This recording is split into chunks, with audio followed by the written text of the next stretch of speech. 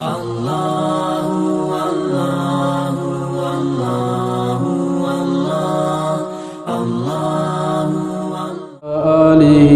وأصحابه الذين أوفوا عهده أما بعد فأعوذ بالله من الشيطان الرجيم بسم الله الرحمن الرحيم قل أمر ربي بالقسط تو کہہ دے کہ میرے رب نے حکم کر دیا انصاف کا وَأَقِيمُوا وُجُوهَكُمْ اور سیدھے کرو اپنے منہ عند کل مسجد ہر نماز کے وقت وَادْعُوهُ مُخْلِصِينَ لَهُ الدِّينَ اور پکارو اس کو خالص اس کے فرما بردار ہو کر کما بدأکم تعودون جیسا تم کو پہلے پیدا کیا دوسری بار بھی پیدا ہوں گے فریقاً ہدا ایک فرقے کو ہدایت کی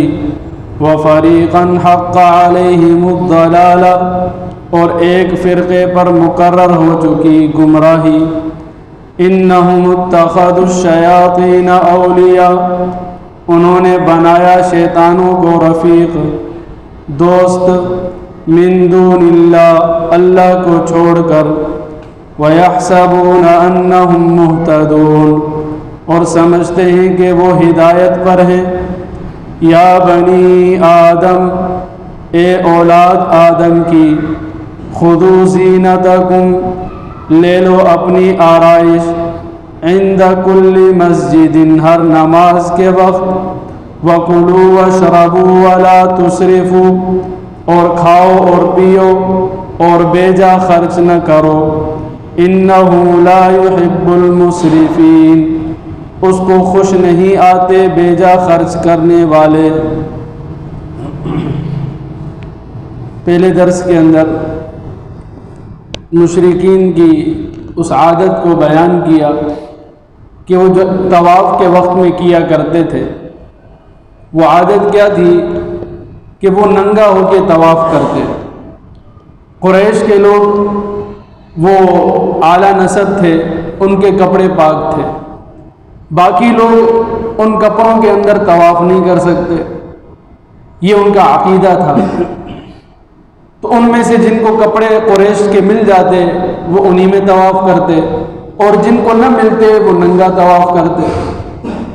مرد روشنی کے وقت میں عورتیں اندھیرے رات کے وقت میں طواف کرتی۔ جب دلیل پوچھی کہ بھئی آپ یہ کیوں کرتے ہو تو کیا کہنے لگے قالوا وجدنا علیہ آباءنا 100 دلیلوں کی ایک دلیل ہم نے اپنے آباء و اجداد کو دیکھا اسی طرح کرتے تھے اور دوسری دلیل کیا تھی واللہ امرنا بہا اور یہ کہ اللہ نے ہمیں حکم دیا ہے تو اللہ نے کیا فرمایا آپ صلی اللہ علیہ وسلم کی زبانی ان اللہ لا یأمر بالفحشاء اللہ برائی کا حکم نہیں کرتا اللہ تو پاک ہے برے کاموں کا اللہ حکم نہیں کرتا۔ تو آج کے درس کے اندر اللہ نے فرمایا کہ اللہ کس چیز کا حکم کرتے ہیں فرمایا قل امر ربی بالقسط اللہ انصاف کا حکم کرتے ہیں عدل و انصاف کا عدل کیا ہے فرمایا کہ الوسط من کل شیء ہر چیز کا درمیانہ المتجافی عن الافراط والتفریط جو افراط تفریط سے دور ہو نہ اس کے اندر افراط ہو نہ اس کے اندر تفریط ہو یہ عدل ہے۔ اللہ عدل کو پسند کرتے ہیں عدل کا حکم دیتے ہیں جو کام شریعت اور آپ صلی اللہ علیہ وسلم کے سنت کے مطابق ہے وہ قسط ہے وہ درمیانہ راستہ ہے وہ اعتدال کا راستہ ہے لیکن جو ان سے ہٹے گا تو یا افراط میں جائے گا یا تفریط میں جائے گا یا اپنی طرف سے دین کے اندر اضافہ کر دیں گے یا دین میں سے کمی کر دیں گے کہ اس کی بھی چھٹی ہو گئی اس کی بھی چھٹی ہو گئی گرمی آئے تو روزے نہیں رکھو پیپر ہو رہے ہیں تو روزے نہیں رکھو تو یا تو اضافہ ہوگا یا کمی ہوگی اور جب سنت کے مطابق زندگی ہوگی خلفائے راشدین کے طریقے پر ہوگی تو پھر انسان اعتدال پر ہوگا، پھر یہ قسط پر ہوگا۔ تو فرمایا قل امر ربی بالقسط، اے پیغمبر صلی اللہ علیہ وسلم آپ ان مشرکین سے، ان ننگے طواف کرنے والوں سے، ان بے حیائی کے کام کرنے والوں سے کہیے امر ربی، مجھے میرے رب نے یہ حکم دیا ہے بالقسط کہ میں انصاف کا معاملہ کروں، اور فرمایا وَأَقِيمُوا وُجُوهَكُمْ عِنْدَ كُلِّ مَسْجِدٍ، اور میں اپنے چہرے کو قائم کروں، سیدھا کروں ہر نماز کے وقت میں۔ اس کا ایک معنی یہ ہے، مسجد سجدے کی جگہ کو کہتے ہیں، یہ ہم جہاں بیٹھے ہیں اس کو مسجد ہم کہتے ہیں، یعنی سجدہ گاہ۔ تو بعض مرتبہ اسلوب قرآن میں سے ہے، عرب کے اسلوب میں سے ہے کہ ایک جز کو ذکر کر کے پورے وجود کا مطلب لیا جاتا ہے۔ اب یہاں ذکر سجدے کا ہے، مراد نماز ہے۔ جیسے اللہ نے فرمایا وَارْكَعُوا مَعَ الرَّاكِعِينَ، کہ رکوع کرنے والوں کے ساتھ رکوع کرو۔ اب رکوع نماز کا جز ہے، پوری نماز نہیں ہے، لیکن ایک جز کو ذکر کر کے مراد پوری نماز ہے۔ تو فرمایا کہ جب نماز کا ٹائم ہو تو اپنا قبلہ درست کر لو۔ یہ شرائط نماز میں سے، جیسے کپڑوں کا پاک ہونا، جگہ کا پاک ہونا، طہارت کا ہونا، اسی طرح قبلے کا درست ہونا، یہ بھی شرائط نماز میں سے۔ اگر آپ کعبۃ اللہ کو دیکھ سکتے ہیں تو اب ضروری ہے کہ آپ کی جہت بالکل کعبے کی طرف ہو، لیکن اگر کعبہ آپ کو نظر نہیں آ رہا، اگرچہ آپ مکے کے اندر ہیں لیکن نظر نہیں آ رہا یا کہیں دور ہیں، تو اب کعبے کی سمت کی طرف ہوگا کہ اس طرف اپنا چہرہ کرو، پھر چاہے بعینی ہی کعبے کی طرف ہو یا نہ ہو۔ اب ہمارے جو قبلے بنے ہوتے ہیں یہ پورے کعبے کی طرف نہیں ہوتے، یہ کچھ سینٹی گریڈ جو ہے وہ ادھر ادھر ہوتے ہیں، اور فقہاء نے فرمایا کہ 40 سینٹی گریڈ غالباً، اتنے تک بھی اگر بندہ کعبے سے ادھر ہو جائے تب بھی اس کی نماز جائز ہو جائے گی، کیونکہ ہمیں اس کی سمت کی طرف حکم ہے کہ اس کی سمت کی طرف منہ کر کے نماز پڑھو۔ دوسرا، بعض مفسرین کہتے ہیں عند کل مسجد، یعنی مسجد سے مراد وہ جماعت کی نماز ہے، یعنی مسجد کے اندر نماز ادا کرنا۔ جب تم مسجد کے اندر جاؤ تو اپنے قبلے کو درست کر لو۔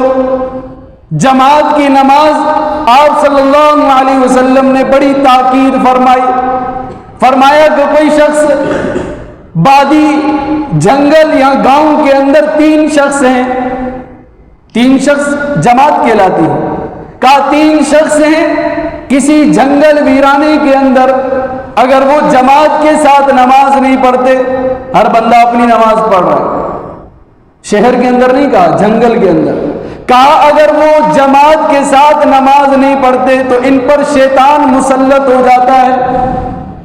اتنی سخت بات کوئی، فرمایا کہ میرا دل چاہتا ہے میں کسی کو کہوں کہ تم نماز کھڑی کرو، اور پھر میں محلے کا، مدینے کی گلیوں کا چکر لگاؤں، گھر گھر پر جاؤں، جو شخص اپنے گھر میں نماز پڑھتا ہے جماعت کو چھوڑ دیتا ہے، اور میں نوجوانوں کو کہوں کہ لکڑیاں اکٹھی کریں، وہ لکڑیاں لے جا کر اس کے گھر کو آگ لگا دوں۔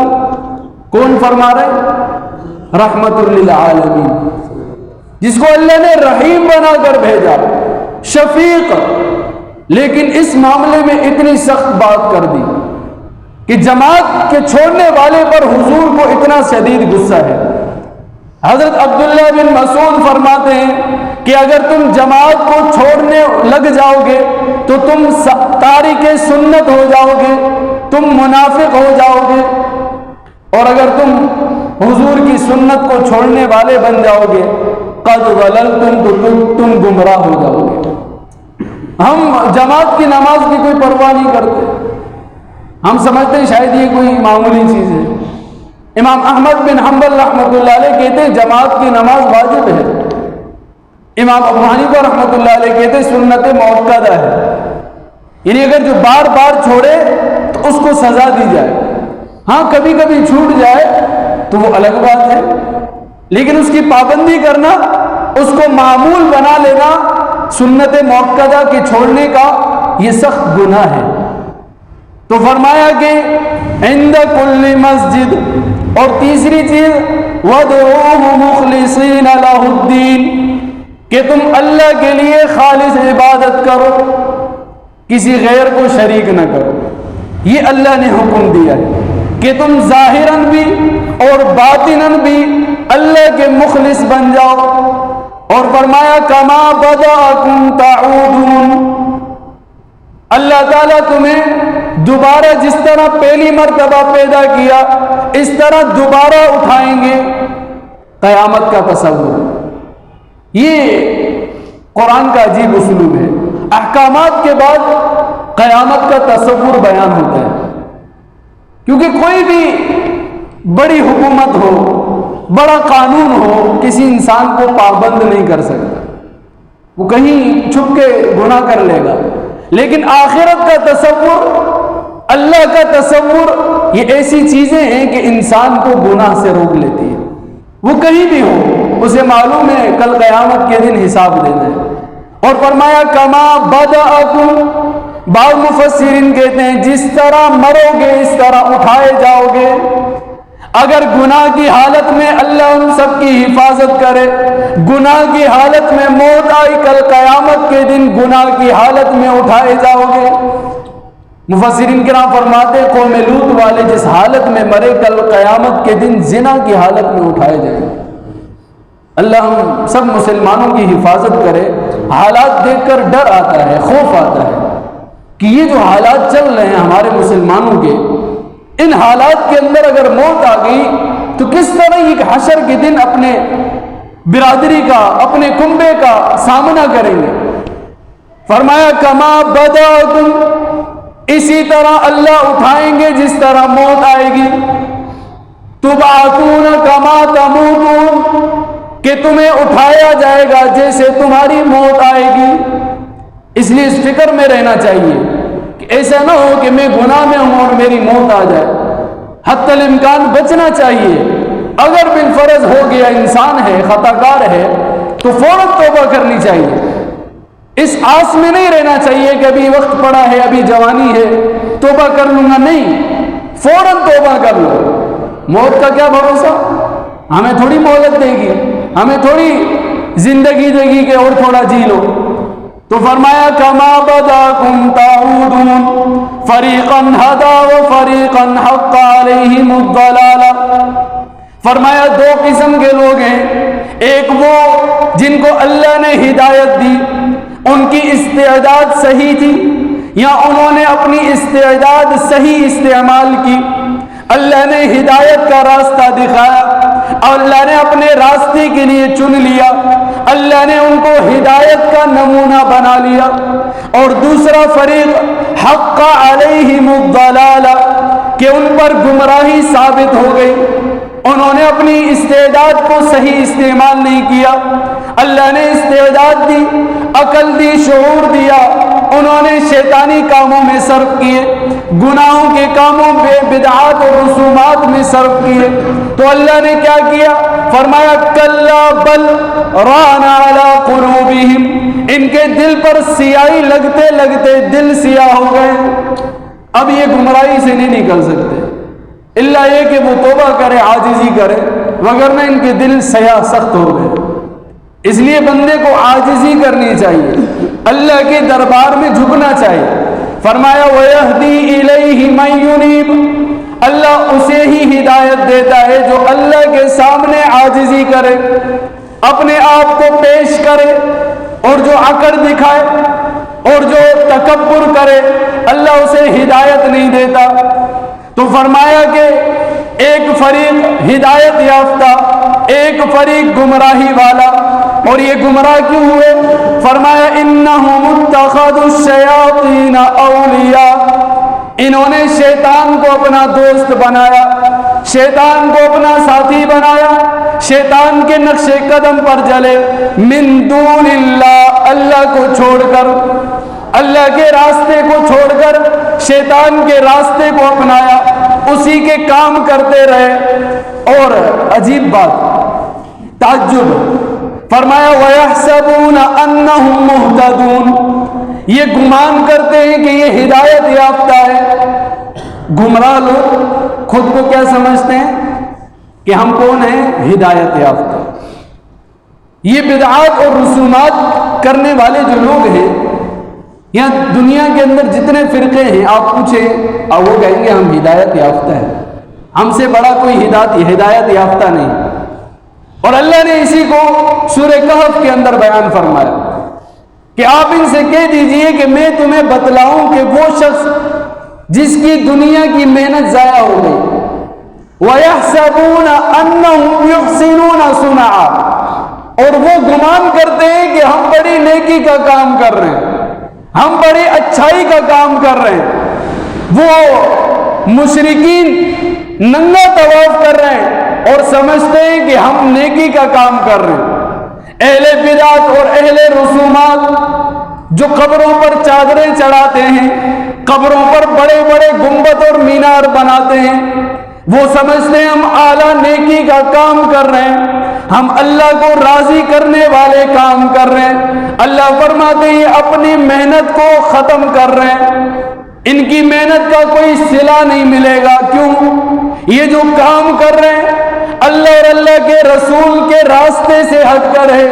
اللہ کے پیغمبر نے ایسا کوئی حکم نہیں دیا، اللہ کے پیغمبر کے صحابہ نے ایسا کوئی طریقہ نہیں بتلایا، ایسا کوئی کام کر کے نہیں دکھلایا کہ دنیا میں جا کے تم ایسے کام کرو۔ تمہارے پاس کوئی نمونہ نہیں اور تم اس کو دین سمجھ کے کر رہے ہو اور سمجھتے ہیں ہم بڑا ثواب کا کام کر رہے ہیں۔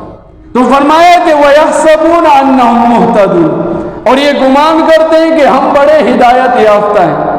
فرمایا یا بنی آدم، اے اولاد آدم، خُذُوا زِینَتَکُمْ عِنْدَ کُلِّ مسجد، کہ ہر نماز کے وقت اچھے کپڑے پہن کر آؤ، زینت اختیار کرو۔ دیکھیں لباس کے اندر بعض مرتبہ لباس فرض ہو جاتا ہے، جیسے آپ نے سطر چھپانی ہے، اب آپ پر یہ سطر چھپانا فرض ہے، اتنا لباس فرض ہے۔ عورت پر ہاتھ، پاؤں اور چہرے کے علاوہ سارا جسم سطر ہے، اب اس کا چھپانا، اتنا لباس حاصل کرنا یہ اس پر فرض ہے۔ بعض مرتبہ لباس سنت ہوتا ہے، سطر کے علاوہ زینت اختیار کرنا یہ سنت ہے۔ اور جیسے قرآن میں فرمایا کہ جب نماز کے لیے آؤ تو اچھا لباس پہن کے آؤ، اور فقہاء کرام فرماتے ہیں کہ ہر وہ لباس جو آپ کسی دوست کے کسی محفل میں بازار میں پہن کر جا نہیں سکتے، اس لباس میں نماز پڑھنا مکروہ ہے۔ ایسا لباس پہننا جو لباس آپ کسی اور محفل میں نہیں پہن سکتے، ایسے لباس میں نماز پڑھنا مکروہ ہے۔ جیسے آستین چڑھا کر، یہ نماز کے اندر مکروہ ہے۔ ہمارے یہاں بعض لوگ اس طرح کر لیتے ہیں، یہ وضو کے اندر آستین چڑھی ہوئی ہے۔ ہاں ایک یہ ہے کہ ابھی آپ کو تکبیر اولیٰ فوت ہونے کا خدشہ ہے، آپ جلدی میں آپ نے نیت باندھ لی، اس کے بعد آپ آہستہ آہستہ اپنی آستینوں کو نیچے کر لیں۔ یاد رکھیں اس میں زیادہ وقت نہیں لگے کہ آپ کھڑے ہو کے ماشاءاللہ سے آرام سے نماز کے اندر آستینیں سیدھی کر رہے ہیں، اس سے نماز ٹوٹ جاتی ہے۔ تو یہ آستینوں کو اوپر کرنا، سر کا کھلا رہنا، یہ بھی مکروہ ہے۔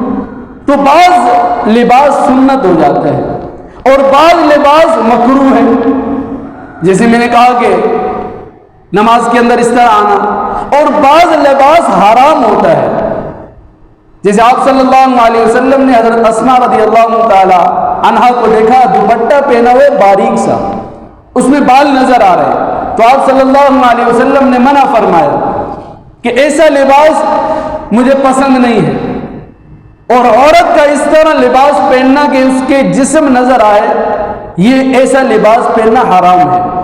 اور ہمارے ہاں اس کو فیشن سمجھا جاتا ہے عام طور پر ایسا لباس پہنا جاتا ہے. اور اسی طرح مرد کا اپنے پانچوں کو ٹخنوں سے لٹکانا. ہمارے ہاں شلوار کو نیچے ٹخنوں سے نیچے کر لیتے ہیں، یہ حرام ہے. آپ صلی اللہ علیہ وسلم نے فرمایا من جر ثوبہ خیلا لم ينظر اللہ الیہ یوم القیامہ. جس نے اپنی شلوار کو لٹکایا تکبر کے واسطے، اللہ رب العزت قیامت کے دن ایسے شخص کو نہیں دیکھیں گے، دیدار نصیب نہیں ہوگا. یہ واضح حدیث ہے، صحیحین میں ہے. ہمارے یہاں اس کو اہمیت نہیں دی جاتی. آپ صلی اللہ علیہ وسلم نے فرمایا کل ما شئت والبس ما شئت، جو چاہے کھاؤ، جو چاہے پیو. ما اخطأت کا اثنتان، سوائے دو چیزوں کے، الصرف والمخیلت، ایک اسراف اور ایک تکبر.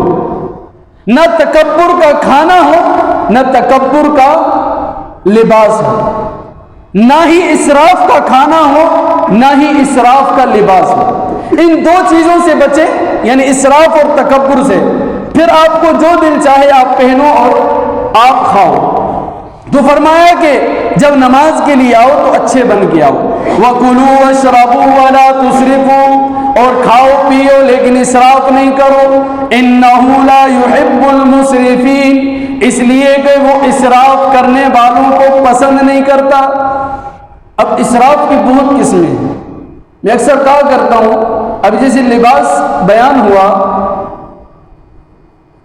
ہم میں سے اکثر کو نہیں پتا ہوگا. یہ غلط بات تو نہیں کر رہا میں، اکثروں کو نہیں پتا ہوگا کہ لباس کتنے اقسام کے ہیں. اب میں اگر اسراف بیان کرنا شروع کروں تو آدھا گھنٹہ لگ جائے گا. اسراف ہے کیا چیز؟ ہم سمجھتے ہیں کہ فضول خرچی اسراف ہے. اسراف کی بہت اقسام ہیں. مال کا حلال خرچ کرنا، حلال کھانا، اس کے اندر بھی اسراف ہوتا ہے. لیکن اب چونکہ وقت نہیں ہے اور ہم پھر کہتے ہیں یار یہ مولوی صاحب ایسے ہی بس قرآن لے کے بیٹھ جاتا ہے، اس کو آتا ہوتا کچھ نہیں ہے، ٹائم ضائع کرتے ہیں. اللہ کے ولی آپ بیٹھو تو صحیح. آپ اگر بیٹھو تو اپنے اندر دیکھو کہ میں دین کے کس سطح پر ہوں. میں زندگی جو گزار رہا ہوں مجھے دین کی کتنی باتیں معلوم ہیں. یہاں بیٹھ کے پتہ چلتا ہے کہ یار افسوس، آج تک تو میں یہ حلال سمجھ کے دین سمجھ کے کر رہا تھا، آج پتہ چلا یہ تو گناہ ہے. اب آپ خود بتائیں گے، ایک شخص جیسے میں نے کہا کہ یہ مکروہ عمل ہے نماز کے اندر آستینیں چڑھانا. اب ایک بندہ 60 سال سے نماز پڑھ رہا ہے لیکن وہ آستینیں چڑھا کے پڑھ رہا ہے. اب اس کی نماز کا کیا حکم ہوگا؟ لیکن چونکہ وہ حلقوں میں نہیں آتا، سیکھنے کی اسے توفیق نہیں ہے، تو پھر وہ نماز قیامت کے دن اس کی کیا حالت ہوگی؟ آپ سب حدیث میں سنتے رہتے ہیں. اللہ تعالی ہمیں بیٹھنے کی توفیق نصیب فرمائے، سیکھنے کی توفیق نصیب فرمائے. نہ سیکھ سکے بچپن میں، اب ہمارے پاس موقع ہے، تھوڑا وقت نکال کر بیٹھ جایا کریں. اللہ ہم سب کا بیٹھنا قبول فرمائے. الحمدللہ رب العالمین والعاقبۃ للمتقین، الصلاة والسلام على سید الانبیاء والمرسلین. ربنا آتنا فی الدنیا حسنة وفی الآخرة حسنة وقنا عذاب النار وقنا عذاب القبر وقنا عذاب الحشر وقنا عذاب الميزان. سبحان ربك رب العزة عما يصفون وسلام على المرسلين والحمد لله رب العالمين.